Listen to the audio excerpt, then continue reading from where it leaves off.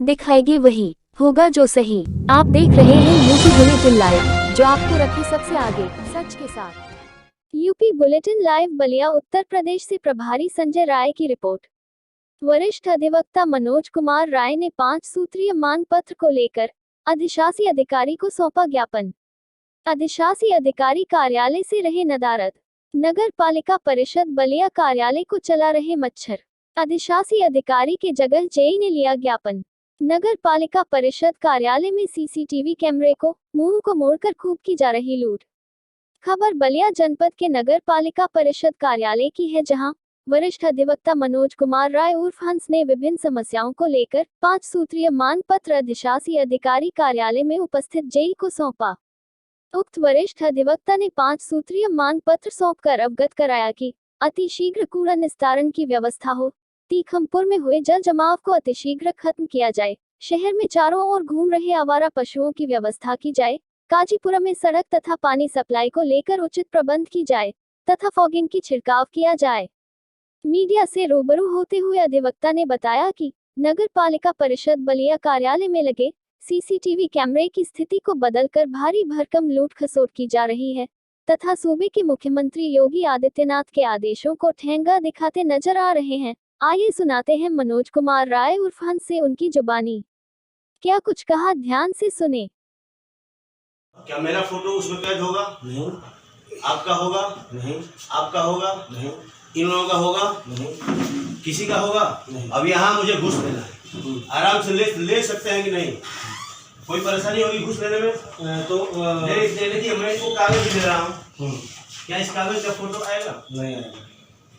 तो ये हालत है। तो आपको क्या लग रहा है मनोज राय हंस, ये जो कैमरे का मुंह जो ऊपर कर दिया गया, टेढ़ा कर दिया गया, आखिर क्या माजरा है, क्यों ऐसा किया गया है? ऐसा इसलिए किया गया है कि यहाँ अगर नगर पालिका के अंदर गलती से आपने जमीन खरीद लिया तो नामांतरण कराना होगा, टैक्स जमा करना होगा। नामांतरण के नाम पे लाखों रुपया जब तक आप नहीं देंगे सेटिंग करके, आपका नामांतरण नहीं होगा। हजारों मुकदमे पड़े हैं नगर पालिका में, जिसमें मतलब वैध रूप से हमने जमीन खरीदा है किसी वैध व्यक्ति के द्वारा, लेकिन मेरा नाम नहीं चढ़ रहा है, इसलिए कि मेरे पास मोटी रकम नहीं है। और मोटी रकम इतनी चाहिए जितने में हमने जमीन लिया कम से कम उसका 50%। यहाँ तमाम तरह के टैक्स जमा होते हैं, मतलब अवैध जो लेन देन है उस पर पर्दा डालने के लिए कैमरा टेढ़ा कर दिया गया है। वो कैमरे का मुंह घुमाने का मतलब ये है आप जिम्मेदार पद पे यहाँ बैठे हैं, कैमरा इस तरह से लगाया गया, कुछ कहना चाहेंगे आप? नहीं सर, आप यहाँ बैठे हैं ना इस वक्त, तो आप यहाँ बैठे, मैं आपको जानना चाहता हूँ।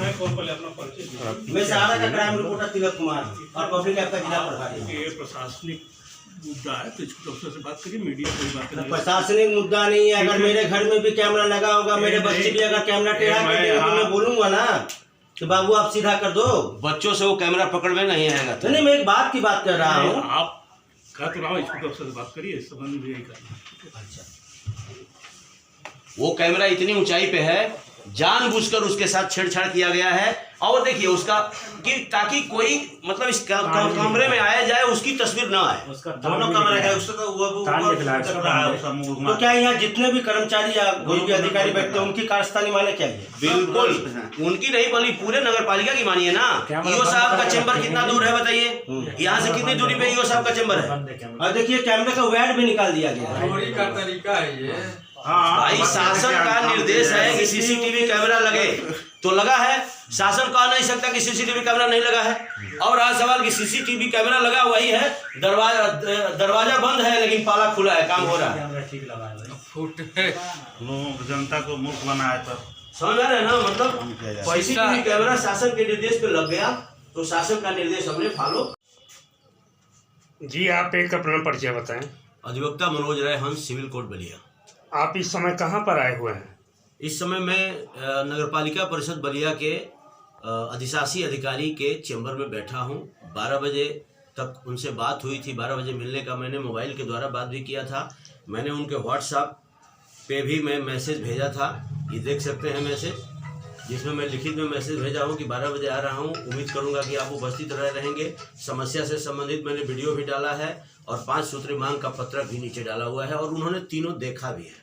इसके बावजूद भी आज 12 बज के लगभग हमको लग रहा है कि 12:20 हो रहा है, और अभी तक 12 बजे से 12:20 तक हम लोग यहाँ बैठे हैं, अभी तक नहीं आए हैं। बीच में वार्ता भी हुई, इसके बावजूद भी वो अपना कोई व्यस्तता बता रहे हैं। खाना खा रहे हैं, करें नहा लिए हैं, खाना खा रहे हैं। तो मैंने कहा कि मैं इंतज़ार कर ले रहा हूँ, तो कह रहे नहीं इंतज़ार मत करिए, वहाँ किसी को दे दीजिए। मैंने कहा किसी को भेजिए, तो शायद कोई जेई साहब को उन्होंने बुलाया, वो भी आए नहीं हैं, आ रहे हैं।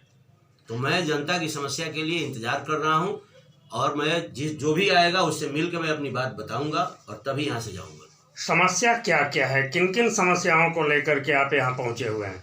देखिए, समस्या जनता की है। 3 दिनों से हड़ताल यहाँ के कर्मचारी किए हुए हैं, सफाई कर्मी, और ये बार बार हड़ताल करते हैं।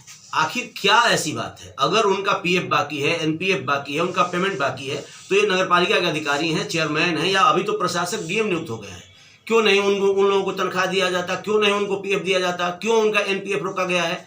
अगर आप रोके हैं तो आप और सफाई कर्मियों के झगड़े के बीच में जनता क्यों पिसे?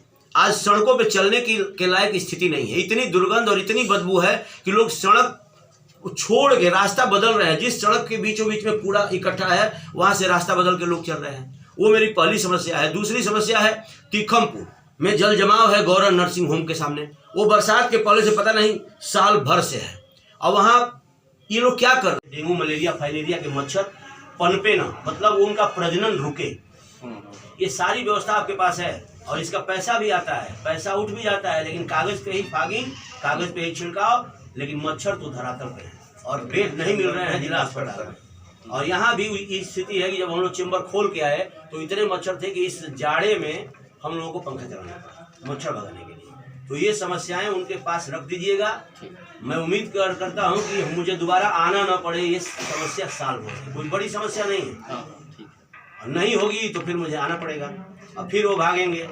इस बार मैं भागने नहीं दूंगा, तो इस बार मैं डीएम के यहाँ चला जाऊंगा। तो ईओ साहब क्यों नहीं आया, मैं ये जानना चाहूँगा। ईओ साहब, देखिए ईओ साहब का क्या है ना कि हो सकता है कोई बता दिया है कि मनोज राय हंस है, उनसे मिलना मत, बहुत खतरनाक आदमी। क्या जैसा मैं आपसे जानना चाहूँगा, ईओ साहब क्यों नहीं आया? मुझे नहीं मालूम है। ऐसा है कि मैं तो आ रहा था, मेरे पास फोन आया, क्योंकि मैं ईओ साहब का फोन आया क्या?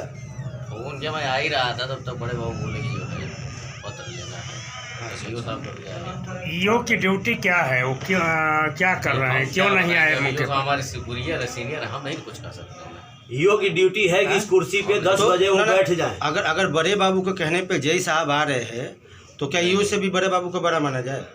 ईओ से बड़े बाबू नहीं है, ईओ से छोटे बड़े बाबू चाहे जय साहब सब लोग हैं। अब ये कहेंगे नहीं ना, ये ईओ साहब के फोन पर ये यहाँ आए हुए हैं। ईओ साहब कहते थे, जय साहब कह रहे कि बड़े बाबू कहा तो हम आ गए। फोन पर ये यहाँ है, मतलब नगर पालिका का कोई भी कर्मचारी। यहाँ ईओ का क्या मतलब? ईओ का कुछ मतलब में ईओ का क्या मतलब? ईओ का मतलब है कि अपने घर पे रहेंगे, आपकी समस्या है तो घर जाके मिलिए। अच्छा, इस ऑफिस में ईओ साहब के नाम का कोई बोर्ड नहीं? कोई बोर्ड नहीं है गेट पर। कोई पता अभी इतना ही नहीं, अगर आपके कैमरे में जगह हो, वीडियो बनाने की क्षमता हो, अगर उसका जीबी बाकी हो तो आप जाइए, जहाँ टैक्स वसूला जाता है और सारे सीसीटीवी कैमरे बंद करके रखे गए, उल्टा करके रखा गया है। अच्छा, यहाँ आने का समय तो आपसे ईओ साहब कहे थे ना? ईओ साहब को मैं तो मोबाइल तो दिखाया ना, आना चाहिए था उनको आना चाहिए। तो जिम्मेदारी अपने समझे हुआ है, समय फिक्स हुआ तो आना चाहिए था उनको। उनके डेस्क पर भी एक बोर्ड नहीं है। यहाँ भी देखिए उनका बोर्ड नहीं लगा है, वो कौन है? अब वो दरवाजे पे भी नहीं लगा। देखिए यहाँ अवैध वसूली होती है, अवैध वसूली होगी तो कैमरे में कैद हो जाएगी। अब शासन का निर्देश है कि सीसीटीवी कैमरे हर ऑफिस में लगा दिए जाएं, इसलिए कैमरे लगाए गए हैं। लेकिन कैमरे का मुंह जो ऐसे होना चाहिए उसको घुमा दिया गया है छत की तरफ। अभी चल कर दिखा भी दीजिए उसको कैमरा, इनके ऑफिस में तो कैमरा है ही नहीं है। इनके ऑफिस में नहीं है, लेकिन ऊपर जहाँ टैक्स लिया जाता है वहाँ पे कैमरा लगाया गया है, मैं देखा हूँ। लेकिन उस कैमरे का मुंह घुमा दिया गया छत की तरफ। ना जय साहब कह रहे हैं कि हम बड़े बाबू ने कहा तो हम आ गए। तो बड़े बाबू कौन होते हैं?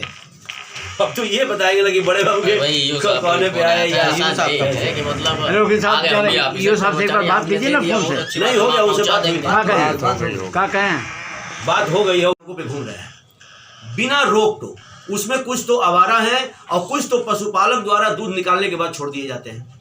पहले नगर पालिका के द्वारा काजी हाउस चलाया जाया करता था। काजी हाउस में ऐसे पशुओं को पकड़ा जाता था जो फसलों को नुकसान करते थे या जो सड़कों पे घूमते हुए पाए जाते थे, और पशुपालक जब आता था तो उससे मोटी रकम अर्थदंड के रूप में वसूल करके और ये पशु उनके हवाले किया जाता था। अगर दोबारा वही पशु पकड़ा गया तो वही अर्थदंड डबल हुआ करता था।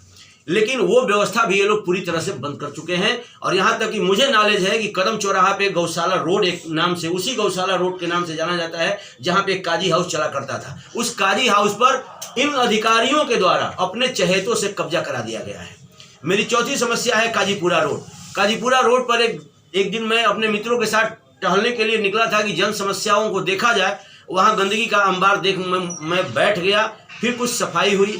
सफाई होने के बाद वहाँ पे कुछ गिट्टियाँ डाली गई और केवल गिट्टी डाल के और उसको फैला करके रोड पे छोड़ दिया गया है। गाड़ियों की स्थिति आज ऐसी है कि ऐसे ऐसे गाड़ियाँ चल रही हैं।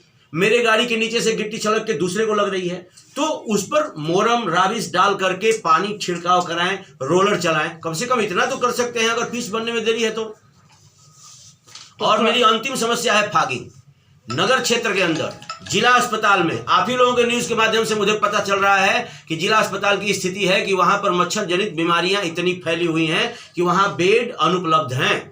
तो ऐसी स्थिति में भी अगर आज तक नगर पालिका के द्वारा शेड्यूल नहीं बनाया गया फागिंग का, न दवा के छिड़काव का। मैं तो इनके ऑफिस में आया, यहाँ बंद था, तो मैंने यहाँ के चपरासी या जो भी था, मैंने उससे बोला कि बेटा केबिन खोलो, मैं बैठूंगा अंदर, जब तक आते हैं तब तक। वो खोला तो इतने मच्छर इसमें थे कि पंखा चला करके उन मच्छरों को भगाना पड़ा। तो ऐसी स्थिति इनके ऑफिस की है। तो क्या ईओ के कुर्सी पर ही मच्छर कर रहे हैं राज? बिल्कुल, ईओ के कुर्सी पे ही नहीं, योगी जी के शासनादेश पर भी मच्छर घूम रहे हैं।